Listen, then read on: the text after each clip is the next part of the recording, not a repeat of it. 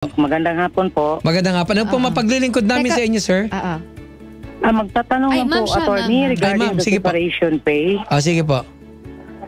Kasi nagtalo yung agency na sa bidding, natalo sila, tapos na-absorb naman po kami sa bagong agency, so dito rin po kami nagtrabaho. Ito lang yung tanong namin kung may matanggap pa kami na separation sa agency namin dati. O kasi ang nangyari nito, panibagong agency na kayo, hindi po ba? Yes. O kasi Yes, yung dati attorney. pinagtatrabuhan yung agency, parang yan po yung inyong lumalabas na employer. Kasi alam Yes, mo, yes, attorney.